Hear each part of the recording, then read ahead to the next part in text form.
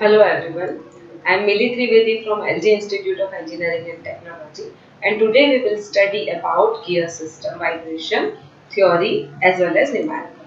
So for this, let us consider two rotor system including gears. So we are having rotor A, rotor B. Rotor A is connected with gear C and gear C which is connected with gear D. Gear D and rotor B are connected with the shaft. Okay, now here this is our system. For this system, the distance between rotor A and gear C is L1 length and gear D and rotor B is L2 length. If we will consider the angular velocity of rotor A, which is omega A, angular velocity of gear C, because they both are connected with the same shaft, we have to consider omega A is equal to omega C. It means the angular velocity of rotor C is considered as omega A. Rotor B will rotate at a different speed. Why? Because there is a gear in between A and B. So, rotor B will rotate at omega B angular velocity so as gear D. Okay. So, here this is our system. Here I have already mentioned omega A and omega B rotation at here. If we want to consider the diameter, so let us consider between A and gear C there is a diameter D1 and between D and rotor B there is a diameter of D2. Okay, so now let us start our equivalent system. There are basically two equivalent systems in which in the first equivalent system we have to consider only rotor A as well as rotor B dash. Rotor B dash which is the imaginary rotor. Okay. And in the second equivalent system we have to consider three rotors. Rotor A, rotor C dash and rotor B dash. Now in this case, we are considering only the inertia of gears. If you see our first equation, first diagram, rotor A and rotor B. So, in the first case, we are neglecting the inertia of gears. It means we are neglecting the gears itself. Okay. In the second diagram, we are considering rotor A, rotor C dash and rotor B dash, where C dash will represent the inertia of gears. Okay. So, now let us first of all consider case 1 in which we are considering neglecting the inertia of gears. Okay. So let us have two rotor system. If we are having two rotor system, let us compare kinetic energy of original system with kinetic energy of equivalent system. Now what is the original system? In the original system, we have to consider kinetic energy of section L1 plus kinetic energy of section L2. In the equivalent system, we have to consider kinetic energy of section L1 as it is, but there is a change in a kinetic energy of section L2 dash. So, we have to consider kinetic energy of section L2 dash. Okay. Now, let us compare both the kinetic energies. So, what is the kinetic energy? It is half of Ia omega A square of a rotor A. In this case, we do not consider the inertia of gears. It means rotor C we cannot consider it. So, here half of Ia omega A square plus half of Ib omega B square. So, in the second case, which is of the equivalent, we have to consider half of Ia omega A square plus half of Ib dash omega B dash. Okay. So, here if you see at right hand side as well as left hand side position, half of Ia omega A square can be cancelled. So, here finally we will get the equation in the form of half of Ia omega B square is equal to half of Ib dash omega B dash square.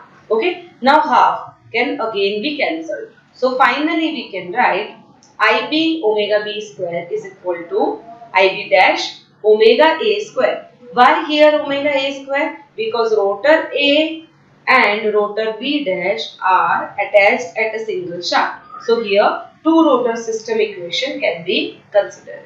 So here omega A square. So finally the value of Ib dash is equal to Ib omega B square upon omega A square. We are having this equation. Okay. Now this is the gear ratio itself. So that we can write Ib dash is equal to Ib 1 upon G whole square, or we can write 1 by G square. So this is our equation 1 in which we are considering or neglecting the inertia of waves. Okay. Now this is the standard equation which you need to remember. Now let us have our equation. Let us compare both the potential energy of the original system. So potential of original is equal to potential of equivalent. So here of the original, potential of L1 plus potential of section L2. Similarly, potential of section L1 plus potential of section L2 dash. So in this case, potential of section L1 in both the sides can be cancelled. So finally, potential of section L2 we need to consider, and that is half of T2 theta 2 square plus half of T2 dash theta 2 dash square. So by comparing this, as we know, we have the equation of T by J is equal to G theta by L. So T is equal to Gj theta by L. So let us put the equation so that half can be cancelled at both the sides, and finally G can also be cancelled. So finally we can write equation as pi by 32 d2 raised to 4 theta 2 square by L2 is equal to pi by 32 d1 raised to 4 theta 2 dash square by L2 dash. Okay, so this is our equation. Now let us put theta value. Now what is theta? It is omega into t. So let us have, by putting the values of theta 2, what we will get? We will get L2 dash is equal to L2 d1 by d2 raised to 4 omega a by omega b square. So here finally we will get the answer in the form of L2 dash is equal to L2 g square d1 by d2 raised to 4. So this is our equation number 2. You have to remember this equation also. This will help you to find out the L2 dash value. Okay. Now if we want to find out the L2 dash, we have to compare L equivalent is equal to L1 plus L2, and so that we can reach up to at infinite point. Now let us write both these equations and solve this equation. Now let us consider the inertia of gears. It means this is none other than the case 2. For this, kinetic energy of original system is equal to kinetic energy of equivalent system. So now for section L1 as well as section L2, and here for section L1 and section L2 dash. Now in this case, as you see, in this case we are considering inertia of gears. So if we consider inertia of gears, then so here for this section L1 we have to consider half of Ia omega A square plus half of Ic omega A square plus half of Id omega B square plus half of Ib omega B square. It means each and every object's inertia or kinetic energy we have to consider. Now for the equivalent system we are considering only 3 rotor system. So for this, half of Ia omega A square plus half of Ic dash omega A square plus half of Ib dash omega A square. So this is our equation. Now omega A square can be cancelled at both the sides. Ib omega B square and Ib dash omega A square can also be cancelled. Okay, according to our first case. So here finally we will get the equation as half of Ic omega A square plus half of Id omega B square is equal to half of Ic dash omega A square. Now half value at both the sides can be common and cancel out, and finally if we divide this equation with omega A square, we will get the equation as Ic plus Id omega B by omega A whole square plus Ic dash.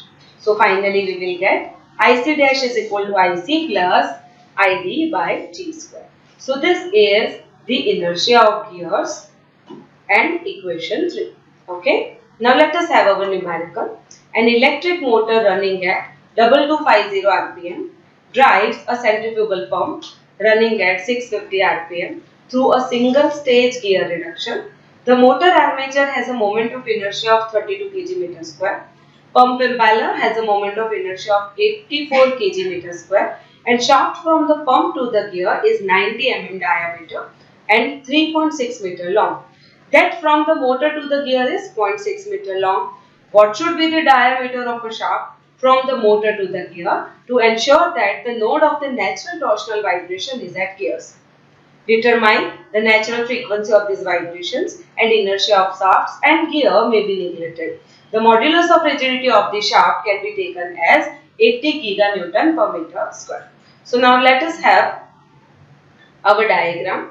There is rotor A, gear C, gear D, gear B, in which we need to neglect the inertia of gears.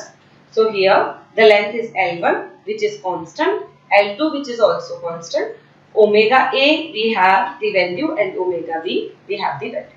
Okay.